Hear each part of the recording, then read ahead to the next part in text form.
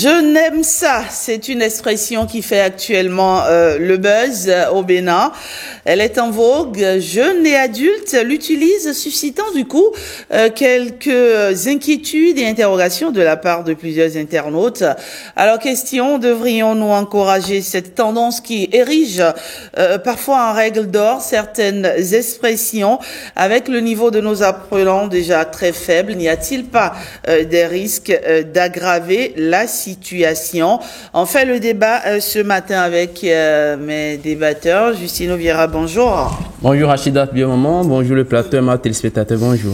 Vous êtes coach de l'entrepreneuriat, vous vous tenez très souvent aux côtés des jeunes, n'est-ce pas? Merci Jean Fondé. Merci Justino Vieira, pardon. Joël Ronoubo, bonjour. Bonjour madame. Vous êtes également notre invité ce matin. Vous êtes conseiller en assurance, précisément à Sono Assurance, et vous êtes aussi un acteur des réseaux sociaux, qui ne l'est pas finalement, n'est-ce pas? Merci d'être avec nous ce matin. Merci à vous. Will Christ Tella, merci de renouer avec notre plateau. Bonjour. Bonjour. Alors, vous êtes consultant en innovation culturelle. Merci également de partager ce plateau. Merci. Avec nous, Jean Fandé. C'est vous le professeur sur ce plateau. Ah oui. Professeur en français. Ah oui. Alors, on va planter le décor avec vous, Justino Vieira. Cette expression, je n'aime ça, elle est partie d'où? Merci beaucoup pour la question. Oui.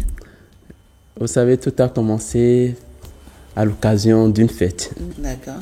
Une fête à l'allure identitaire des ressortissants et sympathisants de la commune de Soava. Et dans la foulée, des impressions ont été recueillies, des interviews ont été faites. Et interviewé un chef d'arrondissement de la dite commune, il lâcha dans son discours, dans ses impressions, qui sont quand même des notes de gaieté, une note joyeuse. Et alors, il dit, tout s'est bien passé, bien organisé, je n'aime ça. C'est vrai, on était choqués. On se demandait, je n'aime ça, ça sort d'où? Et les jours d'après, pour ne pas dire les minutes qui ont suivi, c'est devenu un élément autour duquel tout le monde alimente la toile, les réseaux sociaux. Je n'aime ça, je n'aime ça, je n'aime ça. Mais faisons une pause pour voir le contexte, l'intention de cet interviewé. Je veux parler de ce chef d'arrondissement dont je fais tel le nom ici sur ce plateau. Lorsque vous voyez le sens, la nature de son discours, la gaieté qu'il exprimait, la joie qu'il exprimait, on s'est demandé, voulait-il dire « je n'aime pas ça » ou voulait-il dire plutôt « j'aime ça ». Et quand on se fie au sens, au conducteur de son message, on dit non, il voulait certainement dire « j'aime ça ». Mais le « n'aime » là sort d'où? L'invité désagréable. Mais le constat à combattre, c'est ce que vous évoquez dans votre introduction, Madame Rachida Biomaman, lorsque vous dites le niveau ABCD basique de nos enfants. Et lorsqu'on a tendance à consacrer, à légitimer une expression de base qui est une faute, est-ce que ça ne vient pas altérer, est-ce que ça ne vient pas créer une dynamique de désapprentissage du discours de notre syntaxe française? Et je dis oui, je réponds par l'affirmatif. Et c'est pour ça qu'il faudrait justement discuter, échanger, sensibiliser pour que les fautes, même si elles viennent des autorités, des figures, à quelque niveau que ce soit, qu'on ne les considère pas comme des éléments. Parce qu'aujourd'hui, finalement, quelqu'un qui dit « je n'aime ça », on ne sait pas s'il est en train de commettre une faute ou s'il est en train de blaguer. On en rigole. Mais, on en rigole, oui. Mais toujours est-il, ça demeure et ça reste une faute. Très bien. Will Christella, j'imagine que ça ne vous a pas échappé aussi. Hein. Je n'aime ça. Vous aussi, vous l'avez déjà utilisé? Je ne suis pas de ceux qui désinforment la population. Je suis un homme des médias, vous le savez. D'accord. Alors, que pensez-vous de cette expression devenue virale en quelques jours? Moi, je condamne le niveau, on va dire, de l'élite béninoise actuelle. Parce que si c'est par misinformation, il n'y a pas de problème. Si c'est pour désinformer, il n'y a pas de problème. Mais est-ce que on veut ou est-ce qu'on choisit, on va dire consciemment, de diffuser de la fausse information juste pour faire sensationnel. C'est là, moi, ma problématique. Quelle est la qualité ou quel est l'héritage qu'on envisage de laisser à la postérité? C'est la question que moi je me pose. Bon, faut dire qu'à la base, hein, le monsieur qui a utilisé cette expression, c'est pas quelqu'un aussi qui s'exprime très bien. Le code du numérique n'accuse pas forcément ceux qui donnent une information, parce que on reconnaît que l'information peut être enfin, c'est ça que j'appelle la désinformation. L'information, quelqu'un peut partir d'une bonne intention et donner une mauvaise intention. Mais la personne qui relaie après, c'est elle qui commence à créer le drame en question d'information. D'accord. Alors, Joël Rolombo, on a vu certaines personnes afficher, écrire des posts comme quoi, enfin, le Bénin aussi a son expression. Alors, je vous remercie. Cette expression d'ailleurs est l'une des expressions peut-être, je dirais, à décourager, puisque allant peut-être dans le sens du monsieur de tout à l'heure, ça amène, je dirais, la population à ne plus être en phase avec les vraies expressions. Et cela, d'abord, si on devrait condamner quelqu'un, c'est d'abord, je dirais, le niveau d'études, si je peux le dire ainsi, de cette personne qui utilise peut-être cette expression-là. Puisque si, avec ce grade, avec ce rang, je me permets de parler ainsi, je pense que ça dévalorise un peu notre pays, si je peux le dire. Non, mais on va pas lui faire un procès ici. Non, du tout pas, c'est pas on n'est pas obligé de comprendre le français, de bien parler le français pour réussir sa vie. C'est un homme respectable, très responsable. Hein. Encore que la loi n'en fait pas une obligation. Voilà, pas du tout. Ouais. Alors, Jean Fandé, vous qui êtes le professeur de français, j'imagine que cela vous interpelle, n'est-ce pas? Oui, tout à fait. Que je le veuille ou non, ça m'interpelle à plus d'un titre, sans vouloir donner l'impression de sortir de la queue de Jupiter sur le domaine de l'enseignement du français. Je puis dire, ce que je vais commencer par souligner, c'est que la langue est dynamique et sa pratique dévance souvent ce que proposent les dictionnaires et tous les ouvrages didactiques. Et si bien que parfois, et les dictionnaires et ces ouvrages à la fois pédagogiques et didactiques sont obligés parfois de prendre du recul pour s'y conformer en prenant soin de préciser la nature de l'expression. Vous savez qu'il y a des niveaux de langue, le niveau familier, le niveau courant et le niveau soutenu, mais en dehors de ça, il y a le niveau argotique, le niveau populaire, le niveau etc., vulgaire, etc. Et les spécialistes de la langue étudie tous ces paramètres-là pour voir ce qui est le plus utilisé, juste pour en faire référence. Venant d'une autorité, heureusement qu'à travers les propos des uns et des autres, j'ai eu dire que on n'est pas obligé d'être un féru de la langue française avant d'occuper un poste de responsabilité. Mais malheureusement, dans le contexte sociologique où nous sommes, on a tendance à croire que celui qui est responsable, il devient la référence. Et s'il est la référence, moi, j'aurais souhaité humblement que lorsqu'on est une référence, donc une autorité, on est éducateur, je ne dis pas enseignant, éducateur sur bien des points, sur le plan linguistique, sur le plan communication, sur le plan comportemental, parce que non seulement ceux qui aspirent à atteindre ce niveau vous observent et veulent vous copier, les jeunes générations vous copient, et surtout nous qui avons la charge d'enseigner la langue et de répéter à qui mieux à nos apprenants que il faut se conformer à l'usage correct de la langue. Nous aussi, on est obligé de regarder cela. Malheureusement, on a tendance à plus se retenir à copier ce qui sort des rails que ce qui est sur les rails. D'accord. Oui, ce qui dévie, ce qui est déviant, retient plus l'attention. Alors, pour en venir à l'expression, il faut dire que ce n'est pas une première. Nous avons eu dans ce pays, avec tout le respect dû à son rang, quelqu'un qui voulait rempiler par rapport au fauteuil présidentiel, qui a dit nous étions en haut, nous avons accepté de descendre en bas, maintenant nous voulons remonter en haut. Cette tautologie pléonasmique nous a beaucoup. Oui, cette tautologie pléonasmique de la plus haute autorité du pays nous a gêné beaucoup, mais quand ça va mal, on accuse les professeurs de français. C'est pour dire, même dans les pays développés, même les pays où le français est censé être la langue officielle. Non, pas la langue officielle, la langue originelle. la langue identitaire, je veux parler par exemple de la France, de la Belgique, du Canada, eh bien, il y a parfois ces expressions qui sortent. Donc, c'est à nous de faire attention et de dire, c'est pas parce que c'est dit à la télé, c'est pas parce que c'est dit sur les réseaux sociaux qu'il faut copier.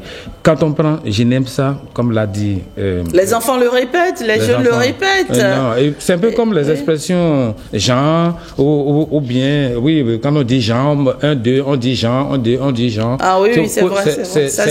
C'est pour prouver une aridité lexicale. Hein, c'est pour, je ne vais pas parler de dizaines de compétences sur le plan de l'évolution du français, mais ça nous crée davantage de problèmes en situation de classe. Donc c'est difficile. Non, il faut oublier, c'est juste pour s'amuser. C'est ça qu'il faut dire à nos jeunes générations. Justino, qu'est-ce qui vous fait sourire? Non, c'est la chute du professeur. C'est juste pour s'amuser. Vous savez, ça pose un problème sur lequel on ne tergiverse pas assez, on ne reste pas assez. Lorsque nous devons occuper des postes de responsabilité, nous devons nous rassurer d'un minimum. Ça, c'est un problème et il faut avoir le courage à un moment donné de se le dévoiler. Parce qu'après tout, il s'agit de l'image du pays. On peut se permettre de dire, oui, mais écoutez, il n'y a aucune contrainte législative. Les textes n'obligent pas qu'avant d'accéder à telle responsabilité, ce n'est pas une condition. Faire pas être une élite n'en est pas une. Parlant de conditions, bien sûr. Mais c'est l'image du pays qui en souffre. Et cette image rejaillit, détruit. Et comme je le disais, il y a quelques minutes, salit, contamine l'intelligentsia, contamine la relève, jette un peu de l'opprobre sur la classe intellectuelle de notre pays. Et donc, nous lançons l'appel, il faudrait que nos législateurs, nos députés, les responsables à divers niveaux puissent reprendre ça à bras le corps, le niveau. Première chose. Deuxième chose, il faudrait qu'en amont, construire un langage à tous les niveaux. Je veux parler maintenant des temps de savoir, l'école. Lorsque l'enseignant, en tant qu'éducateur, d'abord, puisque tout enseignant d'abord est éducateur, normalement, et enseignant ensuite, lui-même se retrouve à commettre de pareilles fautes dans un genre courant. Dans un genre courant, ça inquiète. Et ça laisse tout... Ah, mais c'est des cas légion. C'est des cas légion, madame bien maman. Et donc, ça nous amène à remettre en doute la transmission du savoir. Qu'est-ce qu'on transmet? Donc, deuxième chose. Troisième chose, c'est l'encouragement de l'excellence. Il faudrait qu'on amène à accompagner la dynamique en place du chef de l'État, bien sûr, qui consiste à consacrer les plus méritants. Il ne s'agit pas d'être dans les couloirs politiciens. Il ne s'agit pas d'être un harangueur de foule. Il ne s'agit pas d'être juste quelqu'un, un samaritain dans son quartier pour dire, bon, je suis la vedette du quartier, je suis l'élu. Non. À côté de ça... On ne va pas lui dénier... Non, je ne parle pas... Je ne reste pas spécifique. Je ne reste pas spécifique. D'ailleurs, je n'ai même pas appelé son nom. Je mets une analyse... Vraiment, à fond, il est auprès de sa communauté. Ça témoigne de l'engagement son discours témoigne de l'amour et de l'engagement qu'il a avec sa patrie. La problématique, c'est le rapport ou l'incidence que cette désinformation-là virale a eu sur la population en termes de désinformation ou d'acculturation. C'est tout le problème. Mais il faut encourager, et je suis sûr, quand vous voyez, moi je me suis intéressé un peu à son parcours scolaire, on peut quand même déjà le féliciter. On peut déjà le féliciter parce qu'on a compris ce qu'il voulait dire. Mais ce n'est pas un intellectuel, ce n'est pas... Mais déjà, il faut encourager ces autorités qui, à un niveau donné de leur parcours, reprennent le manteau d'élèves pour aller apprendre. Il faut les encourager. Nous en avions connu plusieurs dans notre génération, dans notre pays, qui de base avaient un niveau abécédaire, mais au regard des responsabilités qu'ils ont commencé par avoir, ils se sont fait former, ils ont élevé leur niveau. Donc il faut les encourager. Donc voilà les 4 choses sur lesquelles j'aimerais faire davantage ancrage. Très bien. Alors, Monsieur Rounobo, finalement, est-ce que vous pensez que l'usage des réseaux sociaux influence aussi le niveau de langue de nos apprenants? Merci beaucoup pour la question. Je pense que directement, je dirais oui. L'usage des réseaux a eu une forte influence sur l'éducation de nos apprenants. Tout à fait. Parce que de nos jours, nous sommes à l'aide du numérique et bon nombre, je dirais, utilisent ce que je peux appeler des Android, des iPhones, et sont connectés H24 et suivent des informations. Beaucoup d'informations circulent sur les réseaux. D'ailleurs même, c'est sûr que les journaux de nos jours même sont parfois même sur les réseaux. Donc, ça a une forte influence sur l'éducation de nos enfants. Ça vous choque parfois de voir certaines expressions utilisées par les jeunes sur les réseaux sociaux? Est-ce qu'il y a des expressions qui vous choquent? Personnellement, je dirais c'est surtout l'expression genre qui moi me choque trop.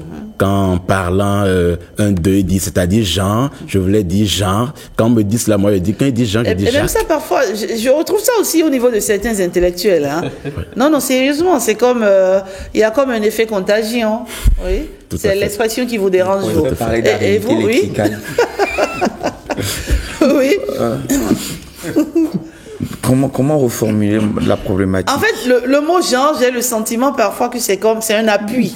D'accord, c'est un appui, le temps de trouver... Vous savez les discours ne sont pas construits à l'avance.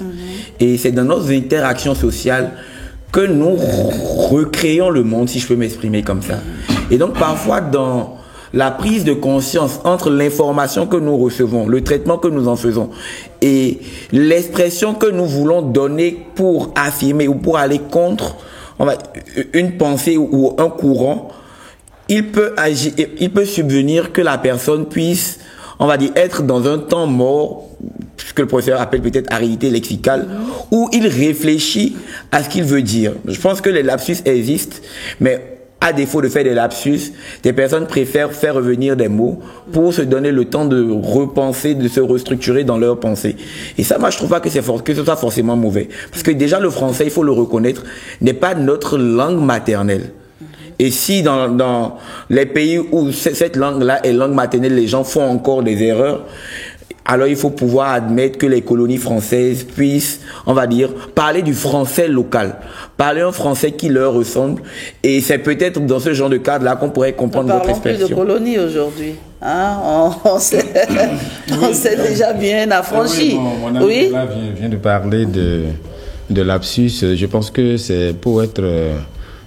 communicationnellement diplomate avec la situation. Sinon, il ne s'agit pas en réalité de lapsus, dans la mesure où quand on parle de lapsus, c'est lorsque vous, par erreur, vous utilisez un mot à la place d'un autre. Ça veut dire qu'il y a... Non, c'est en fait un défaut lexical, manque de culture, manque de lecture. Manque de lecture des réseaux sociaux, parce qu'aujourd'hui, même en lisant beaucoup d'histoires, on arrive quand même à corser son vocabulaire. Le problème qui se pose, c'est un problème de négligence. Or, comme on le dit souvent, votre niveau de langue, votre niveau de communication révèle votre niveau, votre origine, votre personnalité. Et quand Justino disait tout à l'heure que lorsqu'on devient un responsable, une autorité, il faut peaufiner sa communication. Puisque quand les gens vous voient, ils ont eu une première impression sur vous, mais ce qui sort de sa bouche, c'est ça qui commence par permettre aux gens de définir à peu près où on peut vous caser. Ce qui signifie que lorsque je prends un poste de responsabilité qui m'astreint à être en contact avec le public occasionnellement ou régulièrement, il va falloir donc que je reparte à l'école, comme il le disait, pour aller me redoper, me renforcer, pour ne pas créer une image déplorable. Déplorable, pourquoi? Parce que vous savez que ce que vous allez dire, les gens vont décortiquer cela. C'est un peu comme, excusez-moi de le dire, un discours solennel, un discours officiel d'un chef d'État. Tout le monde suit.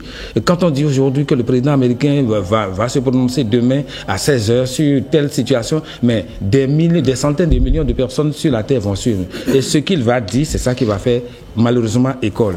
Alors donc, il vaut mieux se prendre un peu plus... C'est vrai, l'ambiance, quand on voit le contexte dans lequel l'expression a été employée, je dis et je retiens que c'est pour m'amuser. Et comme le disait Tella, la première personne peut-être qu'il faut culpabiliser, selon moi, c'est la personne qui a voulu faire gros plan sur cette situation et ventilé. Et la seconde personne que je trouve encore plus à condamner, je lâche le mot, est celui qui dit enfin le Bénin a son expression. Je crois que c'est pour s'amuser. Je crois que c'est ceux qui relayent en fait de l'ironie, oui. Parce qu'on ne peut pas dire qu'une telle expression relève du Bénin. On a beaucoup d'autres expressions plus tropicales, plus tropicalisables, plus c'est pas c'est crétinisé. En même temps, c'est crétinisant. C'est une expression un peu rigolote, ça. Voilà, oui, c'est pour mettre un peu d'humour.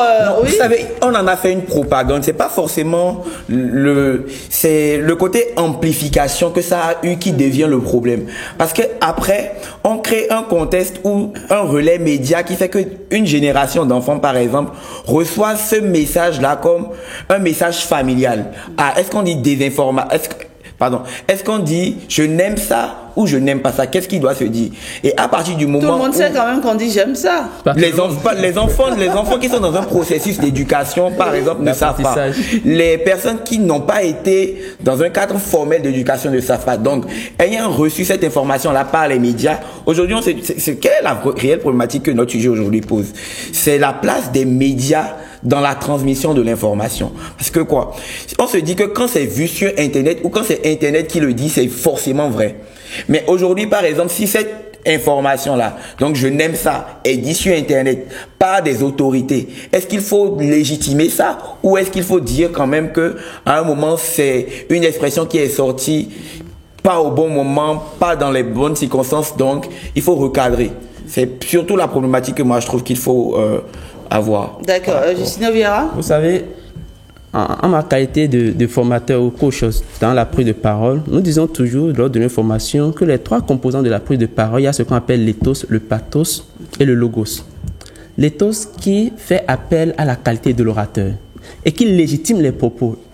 Le début de l'acceptation de tout propos par l'auditoire ou l'audience, le public, commence d'abord par qui le prononce. Mais le phénomène, ce cas que nous dénonçons, que nous condamnons tous ici sur ce plateau, doit nous amener également à lancer un appel aux professionnels des médias. Je ne suis pas professionnel, je ne suis pas journaliste, je suis communicant, mais de mon parcours, de ma formation, on nous a toujours enseigné que la communication prend en compte trois éléments: la collecte de l'information, le traitement de l'information et la diffusion de l'information.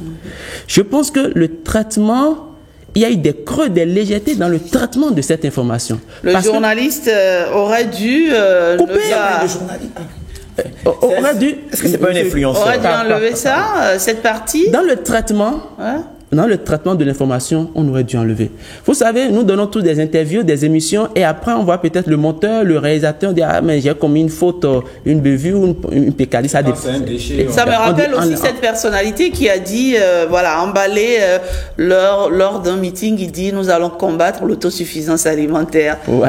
Voilà. Je me rappelle tout comme si c'était hier. C'est passé et il faut dire franchement que ça n'a pas beaucoup plu aussi. Voilà, donc tout coup, ça, il faut faire attention. Le traitement de l'information. Parce que lorsque ça vient sur la place publique, c'est difficile de récupérer. On va tout dire, mais il y a toujours quelqu'un quelque part qui va garder cette vidéo pendant 20 ans, pendant 30 ans. Et à partir du moment où, je ne suis pas en droit, si on parle de jurisprudence, à partir du moment où on pourra faire sortir ça dans 20 ans, pour me écouter, une autorité a dit ça, qu'est-ce que vous me reprochez aujourd'hui? Vivement qu'on n'en arrive pas là, mais invite au professionnalisme. Et lorsque des non-journalistes, des non-professionnels de l'audiovisuel se retrouvent des qualités extraordinaires et tout azimut de journalistes sur les réseaux sociaux, vous comprenez pourquoi on doit encourager la RAC dans sa démarche de répression ou d'invite à la régularisation des médias digitaux. D'accord. Oui. Voilà, oui.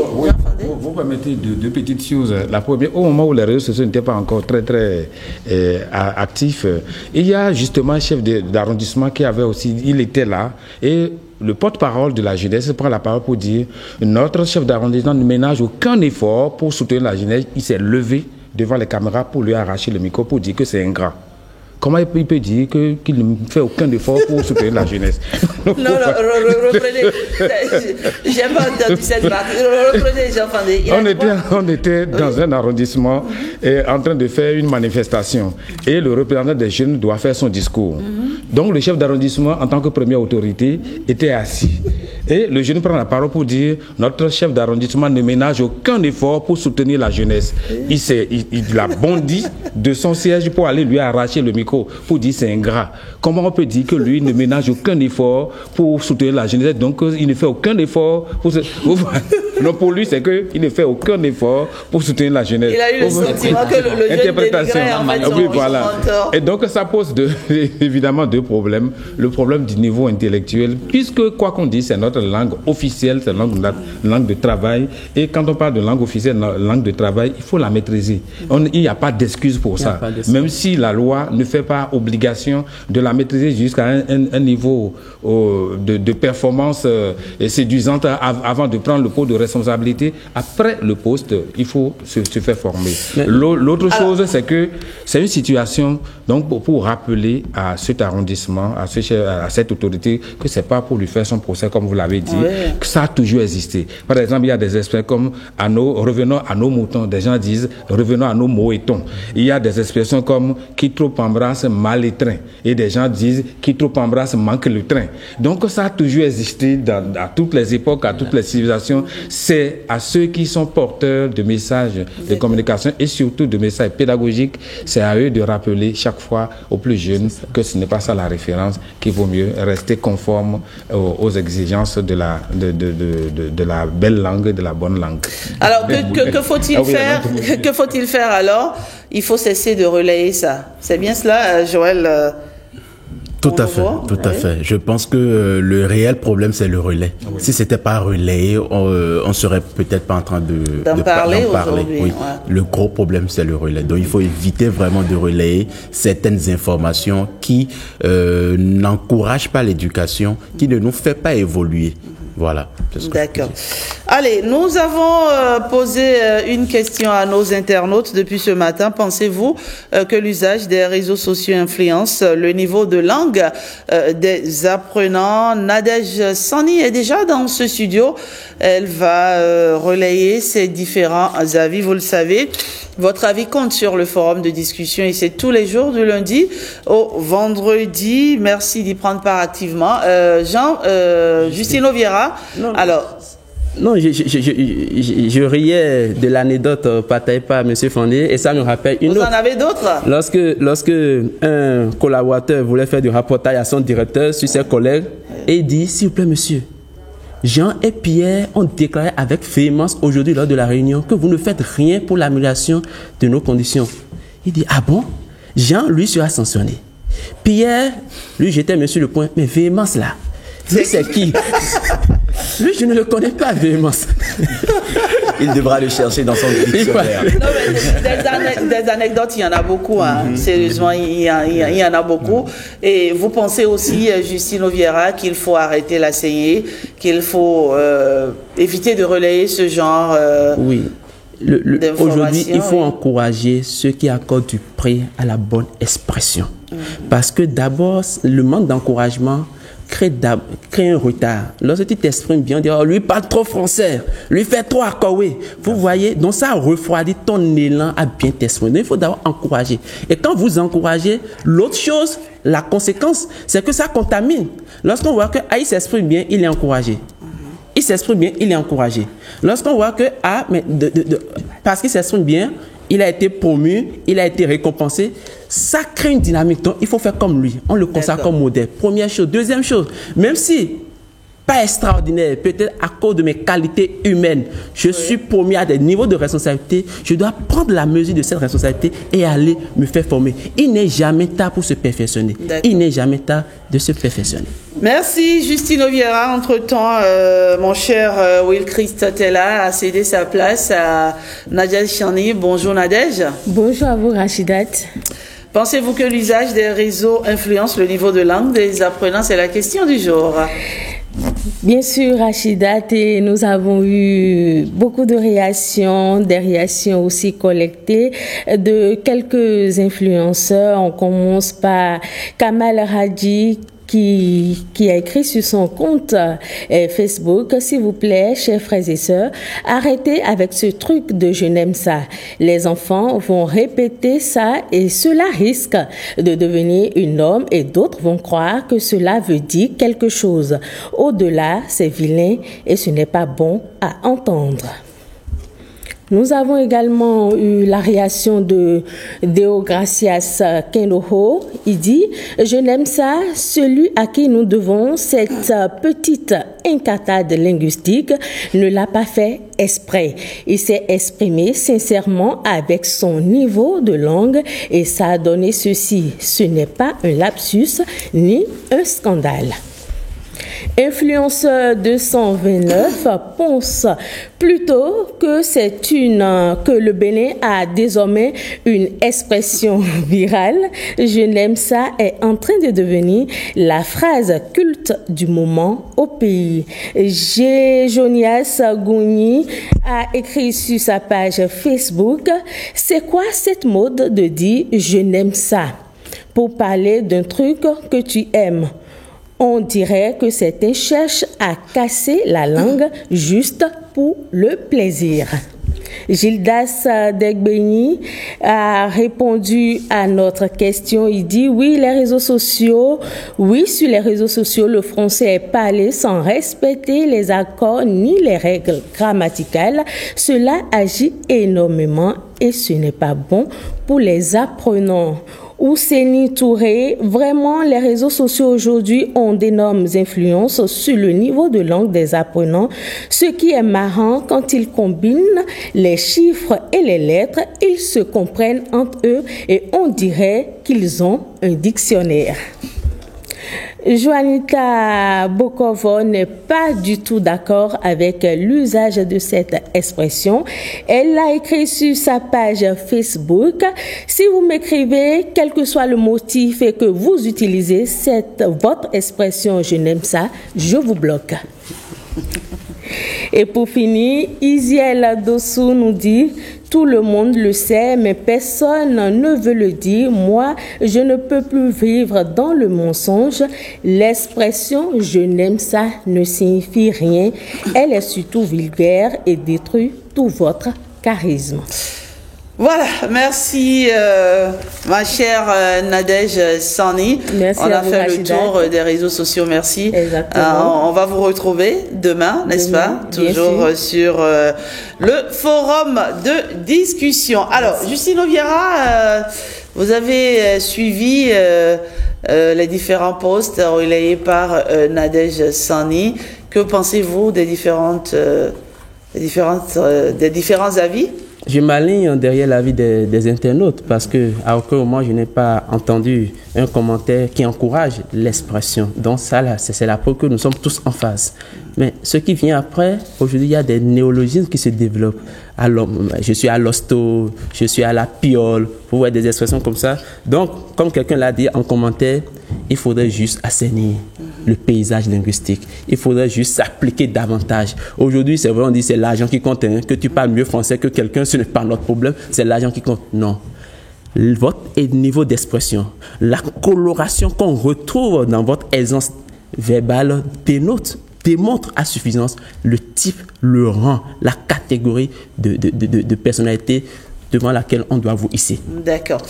Joël Honombo? Oui. Je pense que je m'aligne aussi derrière tout cela en ajoutant une chose, vous savez, l'erreur est humaine. Et qu'on le dise, l'erreur est humaine, mais il faudrait peut-être diminuer parfois le taux peut-être de l'erreur et éviter parfois le relais aussi des informations. Et d'un autre côté, se faire former surtout du côté de l'art oratoire, parce que ça parle quand même de prise de parole en public. Donc je pense que au-delà de tout, lorsque nous prenons un poste de responsabilité de ce rang, essayons peut-être de nous faire former au niveau de l'art oratoire pour avoir quand même les expressions qu'il faut. Très bien. Will Christ moi, j'aimerais parler de certaines expressions. Pour sortir de ce débat, oui. Il y a le bulle de filtrage. qu'il est, en fait, la communauté numérique ou tous ceux qui suivent aujourd'hui les médias doivent avoir certains repères, doivent avoir une certaine littératie émotionnelle.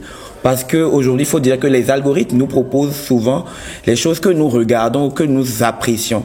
Et même quand c'est parfois pour nous divertir, parce que beaucoup arrivent pour se divertir sur les réseaux, on apprend de ce divertissement-là et parfois ça se répercute dans nos vies professionnelles. Donc j'aimerais suggérer aux gens de sortir des carcans qui les désinforment, de sortir des limites et de vraiment aller vers l'éloquence. On peut rester intellectuel communautaire et être éloquent. On peut travailler, on peut parler dans nos langues et être éloquent. Mais il faut faire la part des choses. Quand on veut parler le français, il faut comprendre que le français a ses règles, ses codes et ses normes. Et quand on veut parler le fond ou les langues locales, il faut les faire, faut pas mélanger parce que après, ça pose des problèmes à l'éducation et ce que nous transmettons à la postérité. Jean Fandé? Oui, ce que je tiens à souligner simplement, c'est qui a dit et comment il a dit, comme ça a été souligné. Si c'était un artiste un peu comme Pipi Obarou qui avait prononcé cette phrase, il n'aurait pas eu de problème. C'est parce que surtout c'est une autorité. Et deuxième aspect de ce que j'aimerais souligner, c'est qu'il faut vraiment éviter de faire l'apologie ou bien la propagande du mal, de ce qui est déviance linguistique et sur tous les autres plans. Et c'est vrai que parfois les réseaux sociaux servent surtout à chasser l'angoisse, le spleen, la tristesse, et quand on va vers ce qui est déviance et qui fait rire. Et donc on va apprendre cela comme ça. Et la leçon qu'il faut retenir, c'est que il faut éviter de créer davantage de problèmes à nous, enseignants de français, pour nous permettre de former des enfants de ce pays qui puissent continuer de faire croire l'univers entier que nous ne sommes pas devenus quartier chrétiens, mais nous sommes toujours quartier latin. Merci. Merci Jean Fandé. Justino Vieira, rapidement. Oh, bon. Ce que je peux peut-être compléter, c'est juste un cas du samedi dernier. Vous savez, le samedi dernier, toujours en ligne de ce que nous disons, il y a eu la dictée francophone du Rotary. Et lors de cette compétition, on a structuré le test en 3 parties. Ça s'est déroulé après la France, le Niger, le Togo, c'était le tour du Bénin. Et on a structuré le test en 3 parties. Ceux qui sont en cours primaire, on leur a demandé de faire la dictée à un niveau donné, cours secondaire à un niveau donné, et les adultes universitaires pour terminer. À notre grande surprise, lorsqu'on est venu au niveau des élèves au niveau secondaire, il y a 4 qui ont levé la main pour dire qui veut continuer. Ça nous a surpris. Mais savez-vous que lorsqu'on a dépouillé, fait la correction, le premier était en classe de 4e. Tout niveau considéré, tout niveau confondu. L'élève en classe de 4e qui s'est permis de faire tout le test, de faire la dictée jusqu'à la fin, y compris le niveau des supérieurs, c'est lui qui a eu moins de fautes et il a eu le grand prix. Bravo. Et lorsqu'on a interviewé son père qui était dans la salle, qui l'a accompagné, il dit « Je n'ai pas de télé chez moi. Notre seule distraction, c'est la lecture. » Wow. Donc les parents ont un rôle prépondérant dans ce que nous disons et c'est là que je voulais faire l'invite aux parents d'accompagner les enfants. Voilà, merci à vous, chers débatteurs. C'est un plaisir pour nous, en tout cas, de vous suivre ce matin. Merci de nous avoir éclairé sur cette thématique des expressions virales du net que beaucoup érigent malheureusement en normes. On nous dira, vous les Béninois, vous êtes trop sérieux, vous prenez tout un peu trop par cœur. Mais oui, nous sommes comme ça. C'est nous. Bah oui, c'est nous, c'est nous en fait. Voilà, c'est nous parce que j'ai lu ça et là, certains disent bah écoutez, si c'était en Côte d'Ivoire, voilà, ça passe crème, tout le monde, ça deviendrait une expression que tout le monde utiliserait sans critique et autres. Mais écoutez, c'est nous le Bénin, on aime bien faire les choses. Nous sommes à l'image aussi de notre PR, n'est-ce pas, qui aime aussi bien faire les choses. Allez, merci à l'image de son pays. Le Bénin, dont nous sommes davantage si fiers, il faut le dire. Merci Jean Fandé, merci Will Chris, merci Justino Vieira, merci mon cher Joël.